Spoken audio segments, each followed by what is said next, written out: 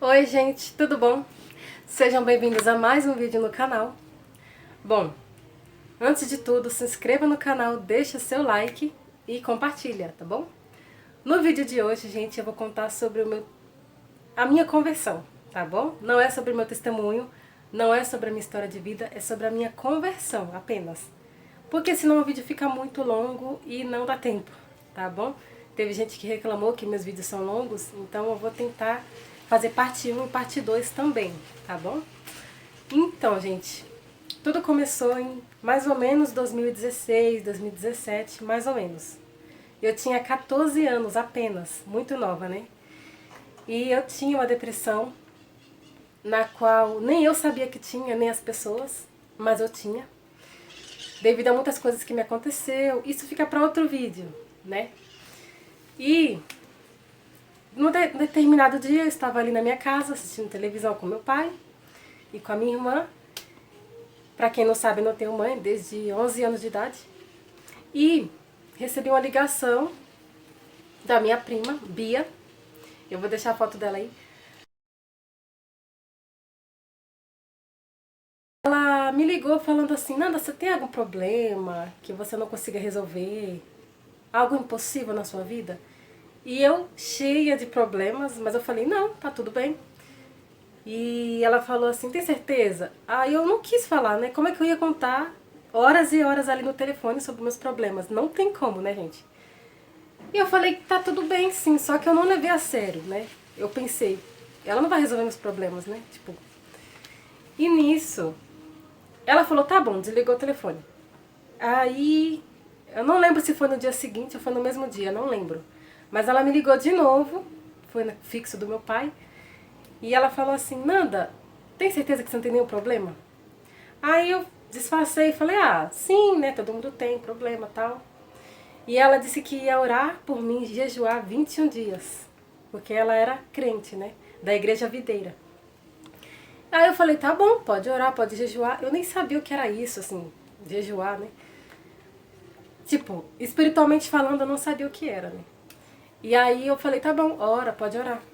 E ela, aí tá, aí passou uns 2, 3 dias, ela me ligou: Nanda, eu tô orando por você, 21 dias, lembra? Aí eu lembro, sim, tá. Aí passava uma semana: Nanda, já tem, sei lá, 10 dias que eu tô orando por você, tá? Não esqueci. Ela sempre me ligava lembrando, isso é legal. E aí teve um momento que ela ligou, acho que foi no 21 dias mesmo, se eu não me engano. Aí ela falou assim: você tá bem? Como você tá? Eu orei por você, jejuei por você. E nisso eu comecei indo para a igreja videira, né? E nisso eu fui indo, fui na célula. Célula é, algumas igrejas fazem células, né? Que é culto em casa, mas não é só um culto de orar e louvar e ir embora. Não, é um culto das pessoas conversam, conhecem umas às outras, fazem dinâmicas para resolver problemas, para dar conselhos, pergunta para as pessoas como foi sua semana, tal. É para se abrir mesmo, sabe? Como em comunhão com Cristo, né?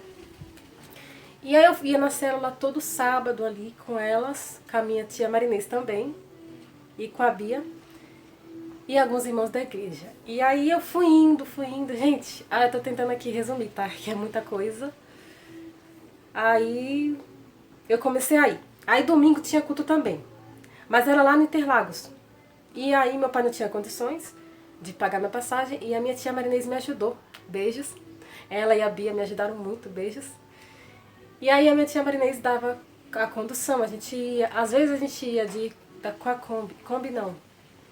Acho que era a van de uma irmã da igreja, ajudava a gente muito também. E enfim, eu comecei a ir. Aí teve um impacto, né? Que é, senão estraga a surpresa. Mas foi impacto na cidade e no sítio. Eu fui primeiro no impacto da cidade, que era uma igreja grande e teve muitas coisas assim espirituais ali, muitas coisas que mexeram muito comigo. Uma delas foi o filme de Paixão de Cristo que eu assisti, todo mundo assistiu ali. E aquilo, eu sabia que Jesus morreu na cruz por nós, mas era uma coisa distante da minha realidade. E eu assisti aquilo, teve momentos que eu não conseguia ver, ninguém conseguia ver, as pessoas viravam os olhos assim, porque era forte a imagem, né? Para quem assistiu sabe. E eu comecei a ver aquela pregação. O que me converteu mesmo foi a pregação do pastor. Eu não lembro se foi o pastor Aloysio ou foi o Washington. Eu acho que foi o Washington, não lembro. Eu sou um pouco ruim de memória, mas eu lembrei da pregação. Não, nem de quem pregou eu lembro da pregação. E nisso, o pastor foi falando coisas da minha vida, sem me conhecer. Quem é crente sabe o que eu tô falando, né? Deus usa aquela pessoa para falar ali no altar a sua vida, sem saber que você está passando por aquilo. E aí eu fui me tocando aquelas palavras. Eu lembro que ele falou assim, para tentar resumir, para não falar muito, eu lembro que ele falou assim, você não nasceu só para nascer, crescer, ir para a escola, casar, trabalhar, ter uma casa, ter netos, filhos e netos e morrer. Não, você não nasceu só para isso. Deus tem um propósito na sua vida, Deus tem uma obra a realizar, uma promessa na sua vida. E isso me tocou. Eu falei, Deus tem uma promessa na minha vida mesmo? Gente, eu não estou olhando muito para a câmera, tá? Eu vou tentar olhar. Né? Então, Deus tem uma promessa mesmo na minha vida? Eu fiquei pensando, Deus tem mesmo algo na minha vida?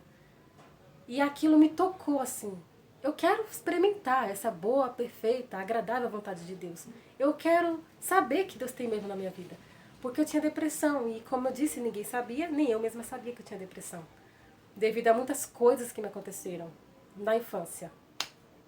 Eu confesso que se fosse para voltar na infância, se fosse para escolher, eu não voltaria. Se fosse para escolher. Mas enfim, passei por muita coisa na minha infância. E aquilo foi me lembrando, me tendo recordações, humilhações, palavras. Tudo foi me tocando aquelas palavras. Eu falei, não, Deus tem algo na minha vida, tá. E aí teve um momento de aceitar Jesus, na qual o pastor pediu para as pessoas irem para frente. E eu não fui com vergonha, tal. E aí teve um momento que ele insistiu. Aí ele falou assim, quem tiver com vergonha de vir na frente, levanta sua mão que vai um obreiro até você. Uma obreira vai até você que é mulher e um obreiro vai até você que é homem. Enfim, e aí eu levantei a mão, porque eu queria mesmo aceitar Jesus, mas eu estava insegura, tantas coisas na cabeça. Mas eu queria sentir essa graça, eu estava sentindo aquela graça, eu estava sentindo. Enfim, aí eu fui lá, levantei a mão e a moça orou por mim, e me abraçou. E ela pediu para me confessar Jesus, porque a Bíblia fala para confessar Jesus, né? E aí eu confessei com a minha boca, criei com o meu coração, né? Que a Bíblia diz que será salvo.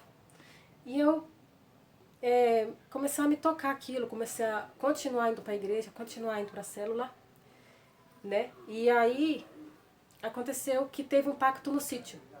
Esse foi na cidade. Depois foi no sítio, Ricol, parece. E aí eu não tinha condição de pagar o sítio. Minha tia pagou pra mim, a Marinês. E ela foi, e aí a gente fomos lá tal, e tava lá um bis, assim, um bis e escrito assim, em todas as camas, né? Porque a gente ficou lá 3 dias. Tava escrito assim, abre seu coração para juntos vivermos o sobrenatural, né? E aí, enfim, aconteceu que tinha que abrir o coração mesmo ali. Você tinha que conversar com alguém que tá ali, um obreiro, alguma obreira, contar seu problema, sabe, desabafar, aceitar Jesus ali. Então eu fiquei presa, assim, eu não quis, eu confessei um pouquinho só de alguns problemas meus, mas eu não quis me abrir, sabe, porque era anos, era um momento de infância muito profundo, assim, que ficou cravado em mim. E eu não conhecia também aquela pessoa que me abraçou, então eu não me abri direito. E aí eu lembrei da pregação também, foi o pastor Washington, e isso eu lembro. Aí o pastor Washington falou algo que me tocou muito, ele falou assim, tem um buraco que ele nem falou vazio, falou buraco mesmo. Que quem vai preencher é Deus. Quem vai te encher é o Espírito Santo. E aquilo me tocou muito, eu chorei. Eu já tinha aceitado Jesus no Impacto da Cidade, né? Então aquilo foi pra mim um selo, assim. E aí voltou minha vida normal, tal, como continuei indo pra igreja, continuei indo pra célula. Mas, gente, resumindo aqui, eu desviei dos caminhos do Senhor. Num momento bem conturbado da minha vida, eu ainda estava com depressão, né? Eu acho que eu precisava de um tempo. Não estou falando de um tempo de igreja, um tempo de pastor, não. Eu precisava de um tempo para mim, porque eu não tinha me libertado da depressão ainda, de fato. Mas muito livramento Deus me deu por ter ido para a igreja, sabe? Então poderia estar pior. Então, assim, eu entrei numa depressão Mas como se Deus me libertou? Como se eu aceitei Jesus? Mas era o processo que eu estava passando, na qual algumas coisas eu duvidava, algumas coisas eu não queria aceitar. Tipo, líder vai ficar no meu pé, não sei o quê. Enfim, muitas coisas aconteceram na minha vida que eu fiquei confusa, até por causa da minha depressão. Aí, aconteceu que eu estava na igreja ali no Interlagos, no domingo, tinha todo domingo culto. E eu saí correndo, eu já estava assim, com a cabeça minha conturbada. Eu já estava assim, confusa, estava confusa mesmo, gente. Confusa, essa é a palavra certa. E teve um dia que eu estava passando na rua, eu fui comprar alguma coisa, e aí tinha um cartaz ali, procura-se, aí tava a foto de um homem, no avião passando. Procura-se, e aí tava a foto de um homem. E aí eu, nossa, parece que eu já vi esse homem em algum lugar. Aí eu continuei andando. E aí eu vi um homem parecido com aquele da foto. Olha só como o diabo é. E aí eu fiquei assim, e se for aquele homem da foto que estava sendo procurado? Aí eu, ai meu Deus, o cara já passou por mim, o cara sumiu, olhei pra trás, não vi mais. Ai meu Deus, eu sou culpada. O cara sumiu, desapareceu e eu não fiz nada. Olha isso. Eu poderia ligar pra polícia, eu poderia ajudar aquele homem. Olha só. Às vezes nem era um homem que estava sendo procurado ali, que passou na rua, mas eu tava confusa, gente, pra você ver o grau. E eu comecei a ficar preocupada, comecei a falar coisa com coisa, já. E eu tinha um namorado, né, nessa época. E aí, enfim, eu tava na igreja, resumindo, eu tava na igreja ali de um domingo, no Interlagos, e eu comecei a louvar a Deus, assim, eu comecei a louvar, eu tava confusa demais com o meu passado, com a igreja, com o bem, com o mal, com o diabo. Eu tava confusa, então assim, de um dia pro outro Deus vai resolver meu problema, de um dia pro outro eu vou esquecer meu passado, então eu tava muito confusa. Não dá nem pra explicar direito, gente, porque era algo sobrenatural mesmo. Ai, então, gente, já passou 12 minutos. Meu Deus. Então, aí eu surtei. Depois eu conto no outro vídeo sobre isso, tá? Aí eu surtei, saí correndo da igreja. Antes de sair correndo da igreja, eu tava assim, fazendo gestos, assim, fechando o olho, fazendo gestos. Eu tava já meio doidinha. E na igreja mesmo. E acabou a parte da oração, acabou a parte do louvor. E eu assim, sabe? Comecei a enlouquecer aos poucos. Aí o pastor até repreendeu, na hora, tem que respeitar, não sei o quê, no horário do. Estamos terminando o culto, tem que respeitar. E era pra mim aquilo, mas eu tava, gente, eu tava delirando, sério. Não era de mim. Não era de mim. Enfim, acabou o culto, eu saí correndo. Saí correndo do nada, não queria sair correndo, eu não queria. Gente, teve gente que falou, tá feio, Nanda, para. Eu nem vou. Enfim, já passou, né? Tá feio, Nanda, para. Mas eu não tava me mostrando. Eu tive um surto psicótico, pronto. Saí correndo da igreja, gritei.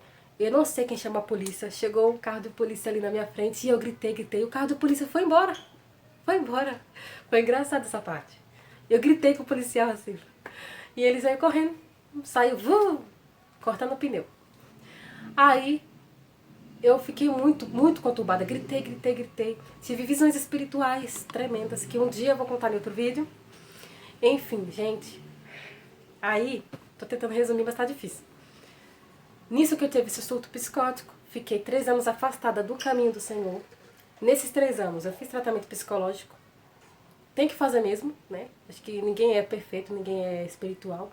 Fiz tratamento psicológico, tomei remédio forte. 2 tipos de remédio. Fiquei numa clínica internada durante 5 meses. Graças a Deus foi 5 meses, porque eu não queria ficar ali. De jeito nenhum. Eu fui me recuperando aos poucos, sim. Mas quando eu vou... Meu pai achou que eu tava assim por causa da igreja, por causa... Enfim.